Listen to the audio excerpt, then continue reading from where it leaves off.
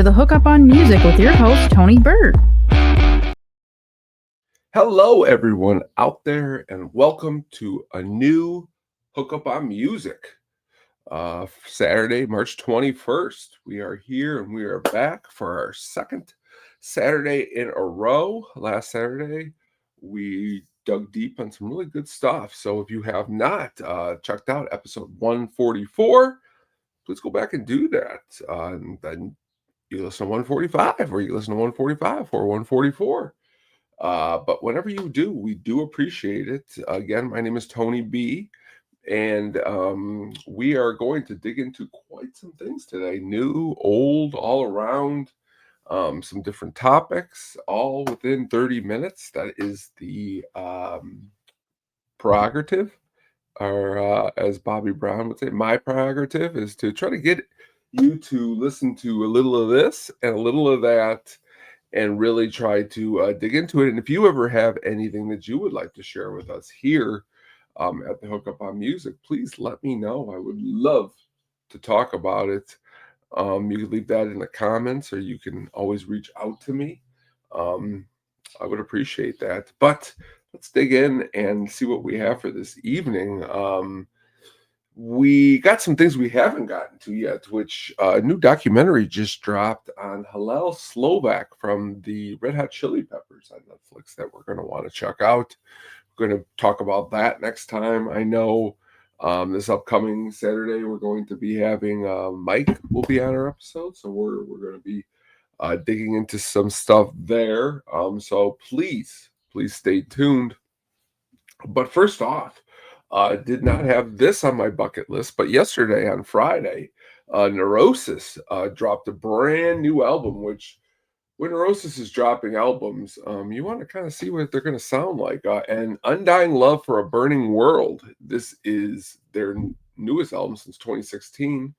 And also their newest with brand new guitar and vocals, Aaron Turner, who just does a really, really good job on this new album, really fitting in a really good way with Steve Von Till and Jason Roeder. You really want to actually see a little bit of what that is going to be happening. But crazy, because there was some allegations with the old lead singer. I'm not going to say his name on the show here, because when people are not good people, we're never going to give them the time of day. But for the band to be able to go on and be able to pick up from that and pick up Aaron Turner, who was best known from ISIS, and Sumac, just really interesting to hear that they even had an album coming out, because I'm going to be honest with you, did not have it on my quote unquote bingo card. They started as a hardcore punk band, blending hardcore and heavy metal, inspired by British punk, and described as some as crust punk or a crossover. But then they started mixing in sludge metal and avant-garde music and doom metal. And by the time they got to 1996 through Silver and Blood, they took a heavy, unimaginable spaces and shaped what was thus far the metal's definitive response to the 21st century. Very interesting, because I saw them with the Deftones, I think it was, down in Chicago. But what I remember more is that they were just definitely a different experience from all the other bands that I was listening to. I mean, the band itself has, quite some albums. The newest was their 12th. So having 12 albums under your belt, that's not too shabby, if you want to know the truth of it. If you're into like heaviness and some really good instrumentation, that's really what lies here on this new album. It's definitely worth checking into. We're just getting into it. So as we dig more and we dig more and we dig more into it, I'm sure we're going to talk about it some more, because even the things we talked about last week, like that new Lamb of God, it's hard to really let that go. But Mirror Deep, the second track on the album, because the first track, We Are Torn Wide Open, is only about really under a minute, but Mirror Deep is a really, really good stuff. First Red Rays is really, really good stuff. Only 8 songs, but an hour and 3 minutes. So short on the songs, long on the song, long on the songs, short on the songs, long on the songs. If that makes it's a good album title. I should name an album. Long on the songs, short on the songs. But check that out. Let me know what you think on wherever you are listening to. I'm sure the vinyl on that's got to be pretty cool too. Album covers. What are some of your favorite album covers? You never really know where anybody stands on album covers, and as we continue down this path, and now and then we're going to look into a certain any band or certain band's album covers. So tonight we're going to take a look at Led Zeppelin's album covers, and we're going to kind of talk about each cover, and then we're going to kind of see how we kind of feel about what the possible favorite cover would be, possibly out of all the covers that they have under their belts. Of course, self-titled debut album has a Zeppelin on it blowing up, an actual real live event. Zeppelin 2 has the band kind of in an old picture with other people who look like fighter pilots, and behind the picture, which as a child I couldn't tell, but it's the Zeppelin. Very interesting. Album 3, really cool album cover with a lot of little different thises and that's and little pictures, and you got little Jimmy Page, you got cool colors. It's really kind of a funky album cover if you really want to know the truth of it, and the songs in itself are really cool because they're kind of all over the place. Starting with Immigrant Song and going down into Since I've Been Loving You, and just so many, Gallows Pole, so much different stuff going on, which continues with the album cover for 4. This guy holding some sticks. I was actually collecting some sticks earlier to put by the road. Did not have them on my back like this guy, but definitely interesting. Also very interesting is the album cover 5. It's kind of like some kind of like, I don't know, like I just don't even know what to say, but the color scheme for album 5 for that time period, to be able to be sitting there listening to the song No Quarter and watching and looking at those album covers. Very, very, very cool in a very abstract way. Adds this physical graffiti, which is you would think just a building, but when you bought the album, the way it slid out and the pictures, you could see what was in every window, and very cool in so many different ways. And Led Zeppelin definitely was in the cool department when it came to the album covers. As you get into the back half of their catalog, it gets a little more interesting. The live album, it's kind of got like some abstract art on it. A Presence has this mysterious thing in the middle of a table with a couple staring at it. It's kind of interesting to see what that entails, as does the album cover for In Through the Outdoor, which has just a man. And honestly, it came in a paper bag back when it came out, and a lot of people weren't too happy with the album. They probably said, keep it in the paper bag. I say take it out of the paper bag. It is a classic album.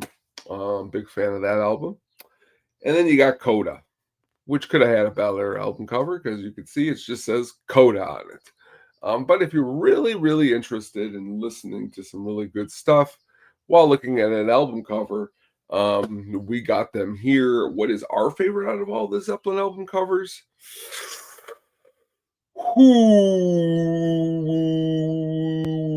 For when it comes out and really thinking about how cool it was, it's really hard to beat Led Zeppelin 4. I mean, I really want to say House is a Holy. I really don't understand that album cover. I don't really understand Led Zeppelin 4 Zozo's album cover.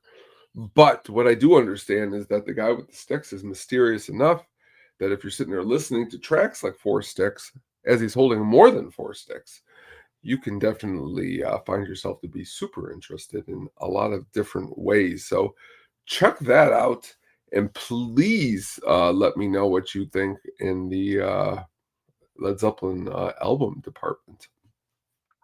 more new music and another band to really just kind of talk about because of the different styles in which they have is Muse. They got some new stuff that's getting ready to drop.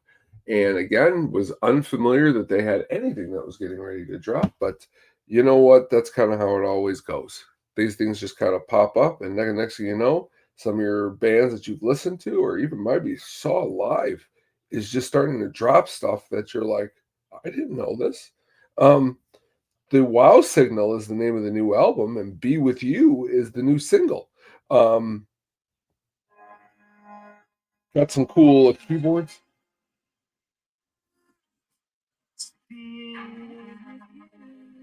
Very interesting. There was some clips if you are listening.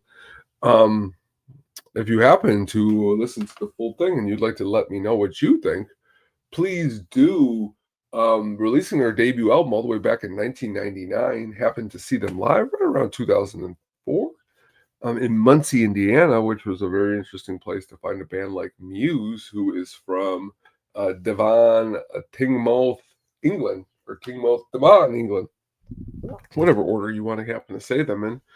But they're just very interesting because through the years they have also released a lot of albums with a lot of eclectic sounds. You really just don't know what sound you're getting with um, Muse.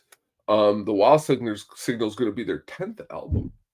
Crazy. Their last album, 2022, is The Will of the People. Um, or 2019 had a box set from Muse. 20, it's crazy how long it's been. 2018 had Simulation Theory. I can't even believe it's been that long since that, but very, very interesting. I'm curious to hear what your thoughts are on Muse. Are there a band that you're into, listening to? You gotta check out this new track. What you hear, is it something you like? Or is it something that you just happen to say, hey, you know what?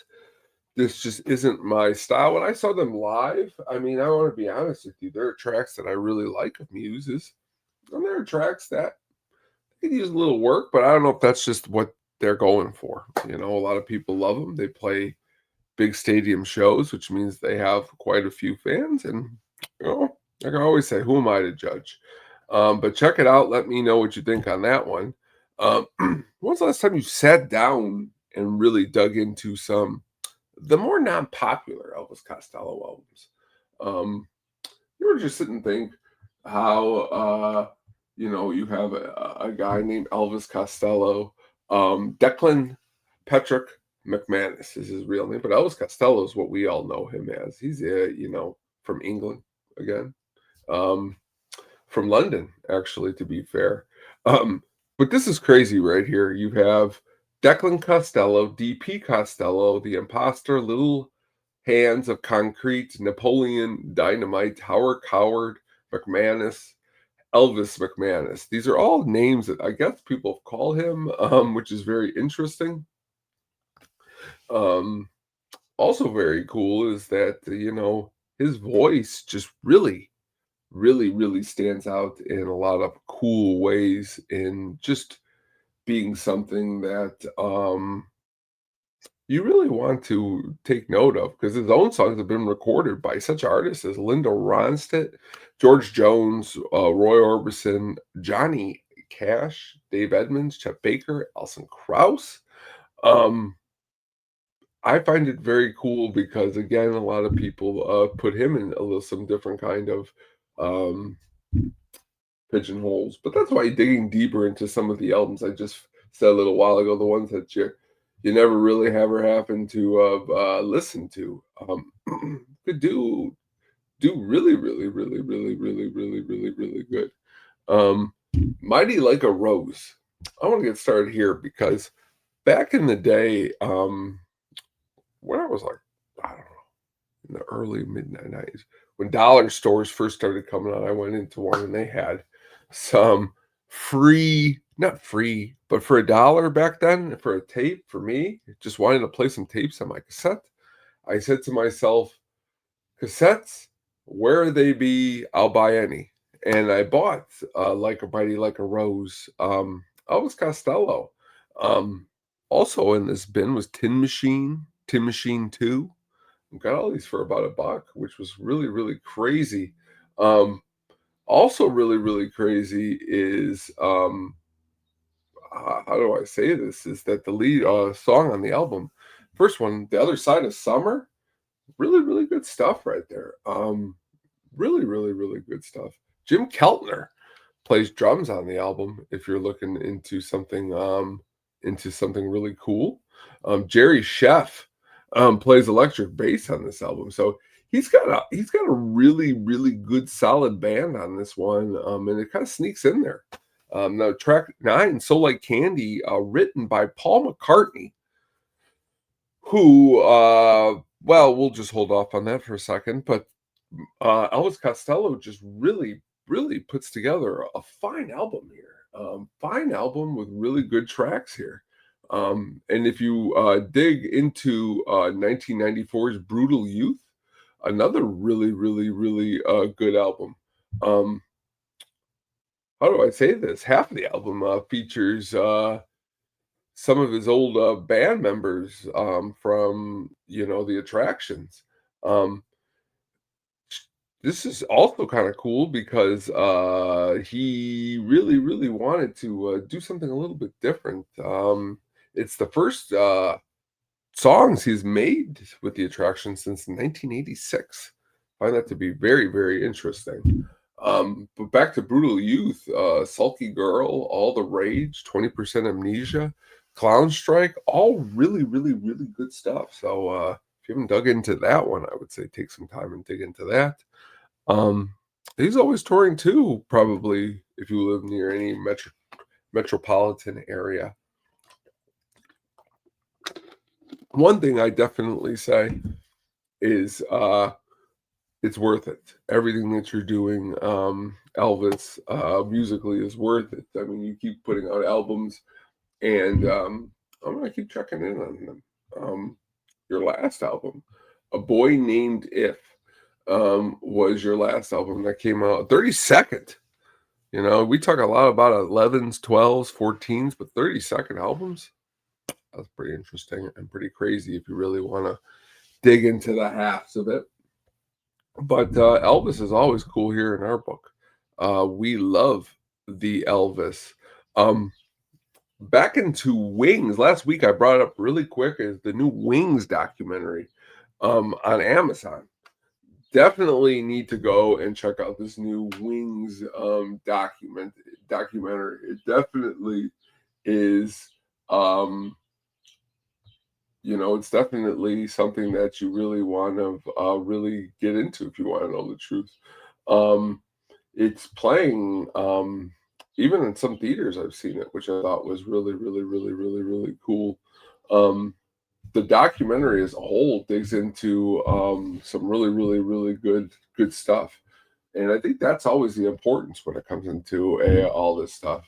Um, Man on the Run is actually the documentary I'm talking about, and it's not in the Wings as a whole. It's in a Paul McCartney, what he was kind of going through while he was building Wings at this time. Always kind of interesting and awesome that he did this band with his wife. It is Women's History Month, and Linda McCartney, pretty important to the band and to Paul himself, keeping everything that seemed to be afloat if you watch this documentary. Um, Paul was always just really good at making music and doing a lot of cool, just what's the word I'm looking for, things with his band.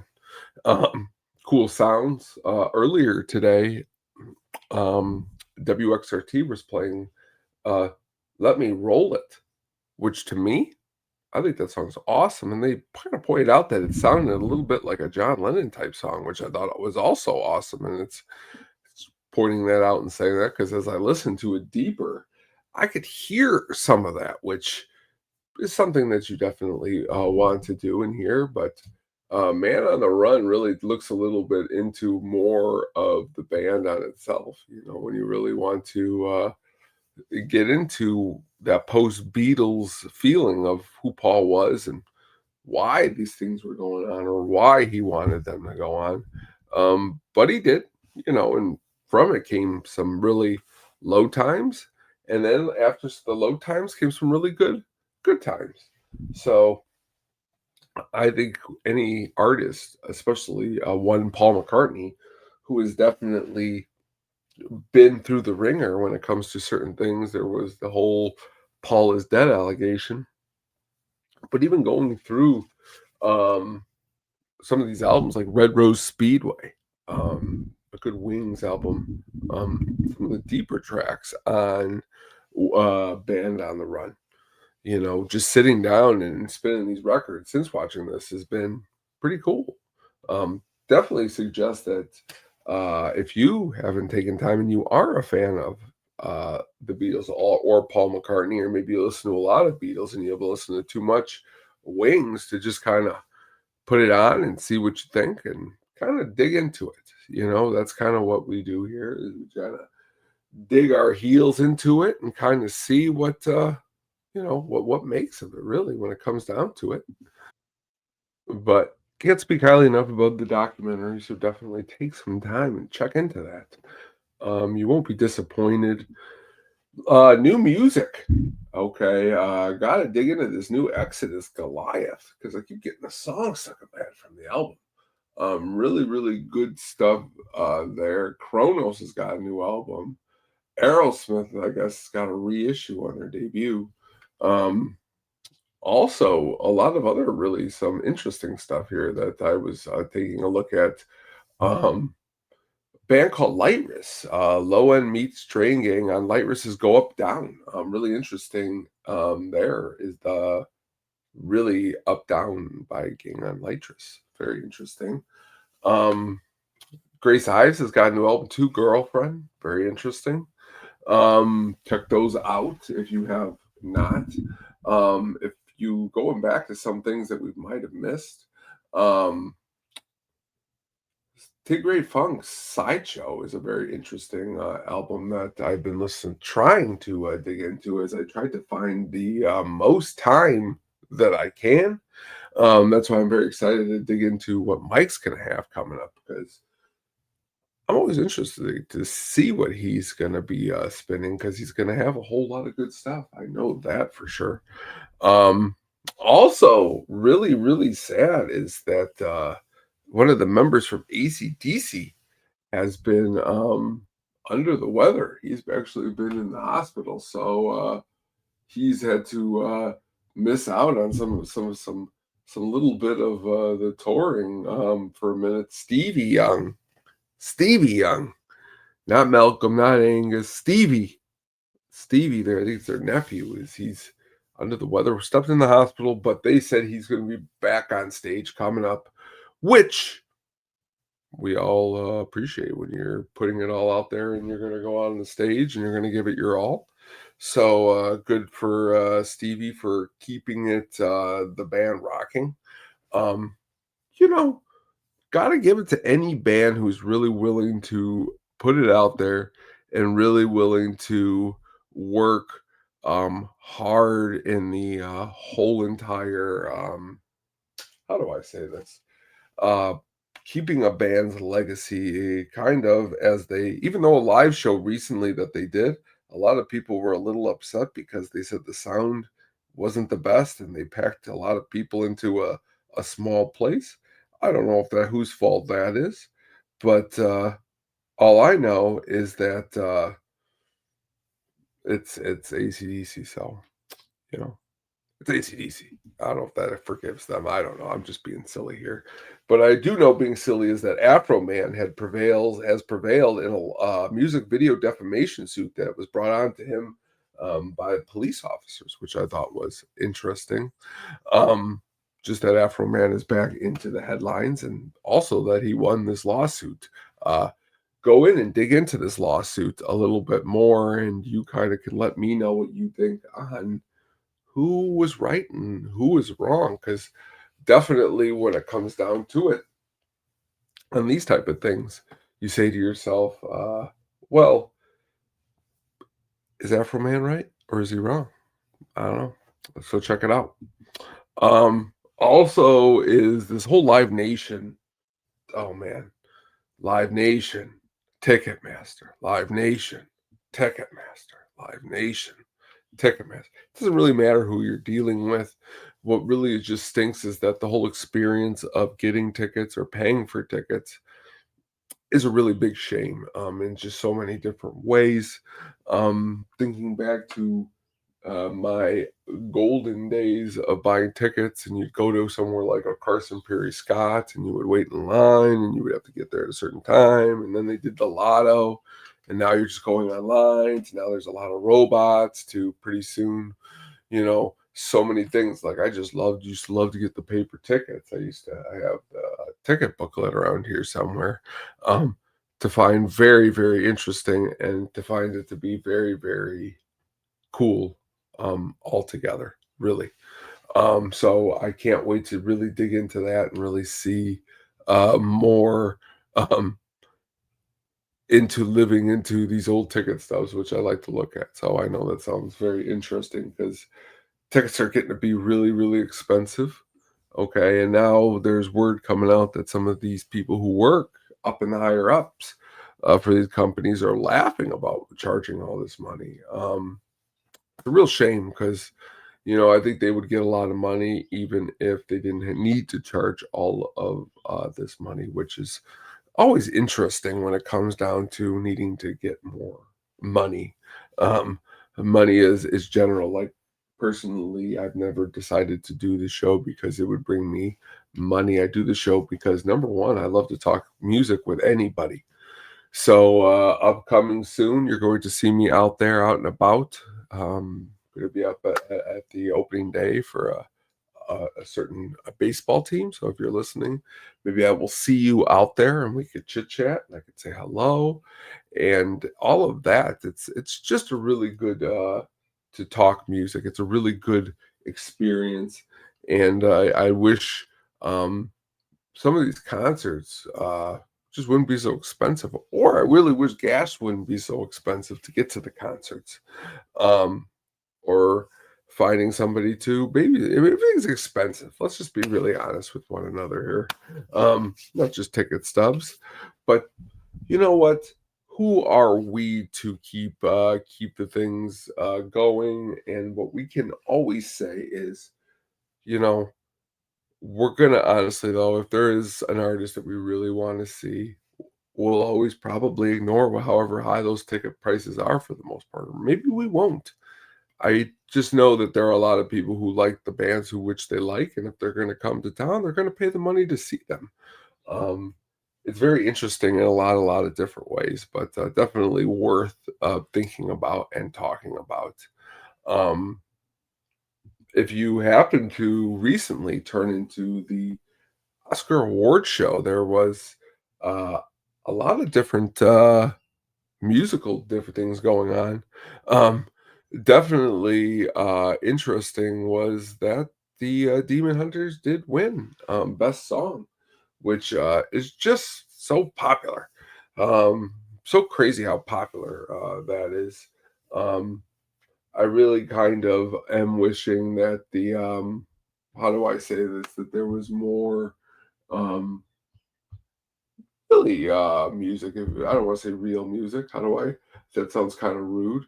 um I want it to be, how do I say this, more oh, not real music isn't what I want to say.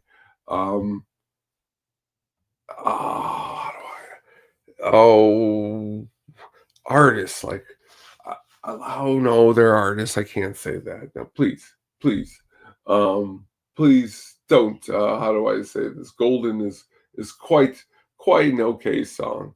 um I want to give some props though to Ludwig Göransson song for Sinners. I've talked about this soundtrack a lot.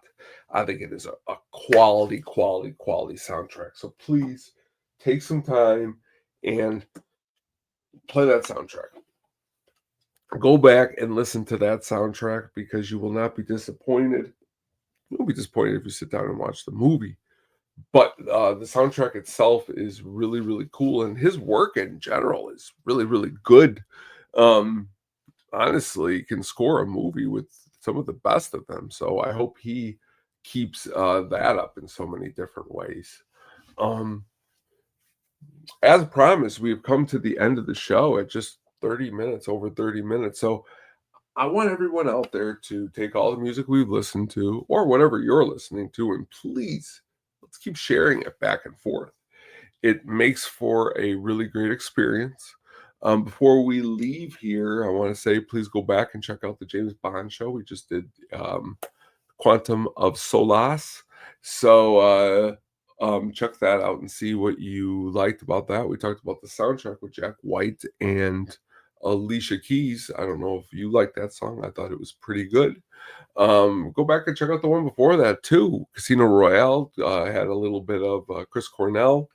Don't go back and check out the one before that one if you're looking for good music, because Madonna's Die Another Day was not it.